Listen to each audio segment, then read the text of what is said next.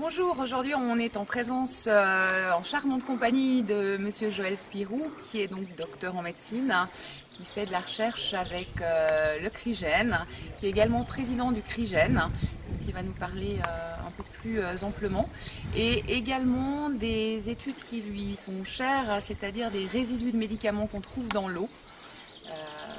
Je vous laisse la parole et puis vous présenter un peu plus amplement et ainsi vos travaux. Bien, écoutez, merci de me poser ces questions-là. Le CRIGEN, donc, c'est un comité de recherche et d'information indépendante sur le génie génétique qui a été créé par Corinne Lepage, ancienne ministre de l'Environnement, il y a bientôt 15 ans. Depuis plus de 13 ans, j'appartiens au conseil scientifique du CRIGEN, qui est présidé par le professeur Gilles-Éric Serralini, que vous connaissez déjà bien. Et ensemble, nous travaillons sur les OGM, l'impact des OGM sur la santé, des pesticides sur la santé, et aussi d'autres xénobiotiques, comme le bisphénol, le triméthylétain, etc.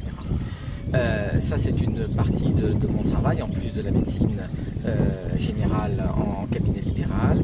Et j'ai initié au niveau de Rouen, la ville de Rouen, une étude sur les résidus de médicaments dans les eaux du CHU, du Centre hospitalier universitaire de Rouen.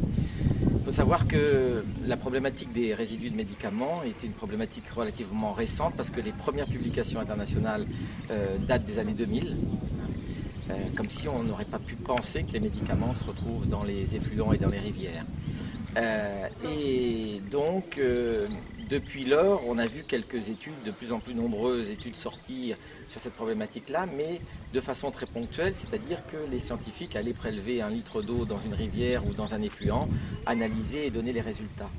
Mais ça ne pouvait pas nous donner l'idée de l'importance en termes de tonnage des résidus que l'on pouvait retrouver. Donc l'étude que l'on a mis sur pied avec le professeur Gerbet du Havre et de Rouen et le professeur Goulet, toxicologue et pharmacologue tous les deux, c'est de faire une étude à la fois de détection et de quantification de 25 molécules, parmi lesquelles des médicaments antalgiques, antitussifs, comment dirais-je, à visée neurologique ou à visée cardiologique.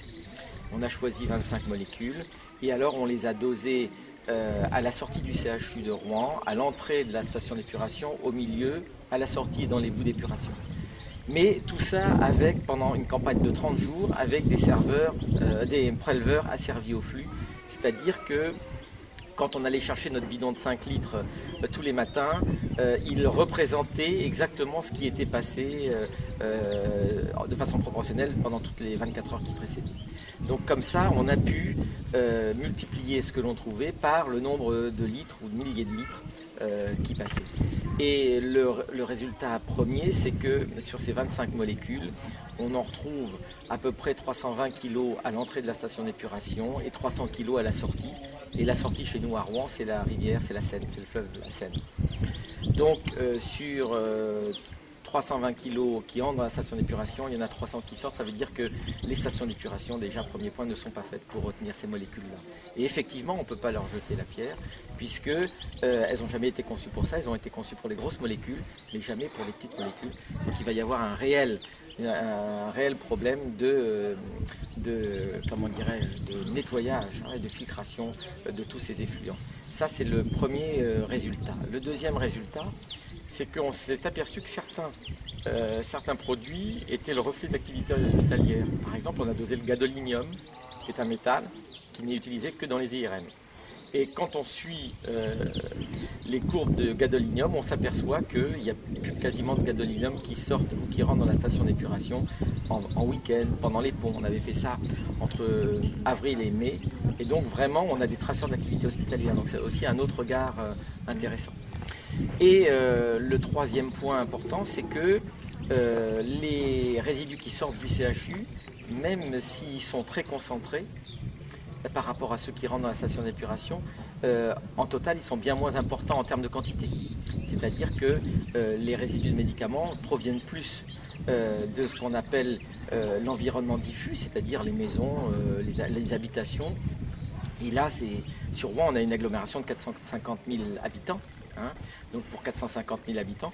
Et effectivement, ça se comprend bien parce que heureusement tout le monde ne passe pas par le CHU et que tout le monde n'a pas besoin. Mais la consommation de médicaments est très importante aussi, naturellement, à l'extérieur. Donc la question qui se pose, c'est la question de savoir comment ces médicaments, ces résidus de médicaments qui sont faits pour être permanents, hein, dans l'environnement et qui sont a priori des produits toxiques, bien que ce soit des médicaments, mais quand ils sont dans l'environnement, il ne faut pas les considérer comme des médicaments, mais comme des xénobiotiques, c'est-à-dire des produits étrangers à la vie, qui sont potentiellement dangereuses et qui peuvent potentiellement se bioaccumuler dans la chaîne alimentaire et se retrouver dans l'assiette. Malheureusement, en France, on a eu un changement de système politique qui a fait que avant, on avait les directions régionales de sécurité sanitaire, hein, d'assurance maladie et de sécurité sanitaire, qui ont été transformées il y a 1 an et demi par les ARS, agences régionales de santé, hein, qui ont été demandées par le gouvernement de M. Sarkozy. Et donc les personnes ont changé.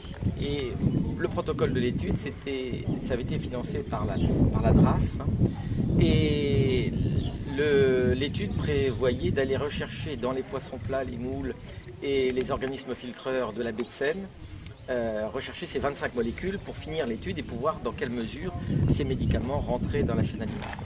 Manque de chance, les structures changeant, les hommes changent et les nouvelles structures, l'ARS. La question de l'ARS, quand j'ai présenté le dossier, vous verrez un petit peu comment ça tient aux hommes et puis ça tient souvent aussi à la bêtise. L'ARS a été très contente de voir les résultats et m'ont dit, Dr Spirou, est-ce que vous pouvez nous présenter des cas de patients qui ont été malades du fait des résidus de médicaments dans les organismes filtreurs, les moules, les crabes, etc. Et j'ai dit, écoutez, je suis désolé, mais il n'y a pas d'études de fait pour ça, donc j'ai pas vu. Et alors la réponse a été de dire, écoutez, Dr Spirou, pas de malade, pas de financement. Donc vous voyez un petit peu comment fonctionne notre regard sur la santé et surtout un regard sur la santé environnementale. Parce que le but du jeu, c'était de pouvoir, oui ou non, ça rentrait dans la chaîne alimentaire. Si ça ne rentrait pas dans la chaîne alimentaire, pourquoi se préoccuper? Mais tant qu'on ne saura pas, on ne demandera pas aux stations d'épuration de modifier leur protocole et on ne demandera pas non plus aux concitoyens d'augmenter leurs dépenses sur la qualité de l'eau, puisque fatalement ça passera et ça rebondira sur monsieur et madame tout le monde qui seront obligés de payer des redevances pour avoir des mètres cubes d'eau propre à consommation. Voilà le gros problème et je vous montre. Et ces exemples-là, c'était sur les médicaments, mais on peut avoir des multiples exemples comme ça en termes de santé environnementale. Alors qu'est-ce qu'on peut faire pour que ça bouge et que ça change, hein, et qu'il puisse y avoir l'argent pour continuer ces études écoutez, et en fait nous protéger finalement, ouais, et arriver à quelque chose de concret? Eh bien écoutez, ça fait 1 an et demi que je cherche 35 000 € pour aller faire cette étude-là. Et pour l'instant, toutes les institutions où je suis allé, je ne les ai pas trouvées. D'accord. Donc il nous faut faire pression sur ces institutions. Voilà, exactement. Voilà. Ça, c'est le travail de toutes les associations voilà. Et sur les gouvernements, parce que vous m'accorderez que 35 000 € pour le ministère de l'Environnement ou le ministère de la Santé, c'est quand même un petit peu peanuts. Hein, dans les dépenses. Mais je pense qu'il y a aussi la volonté de ne pas savoir, parce que le jour où on publiera que ça rentre dans la chaîne alimentaire, on demandera naturellement à avoir des méthodes d'évitement, c'est-à-dire de modifier les stations d'épuration. Et d'ailleurs, les grands groupes de traitement de l'eau ne demandent que ça à la limite, parce que ça leur fera une plus-value. Hein, mais pour l'instant, ils ne veulent pas financer les études non plus. D'accord, alors c'est à nous, ONG et public, de vous aider et exactement. À nous faire un monde meilleur. Eh bien tout à fait, je compte sur vous et merci en tous les cas. Merci Monsieur Spirou, merci beaucoup.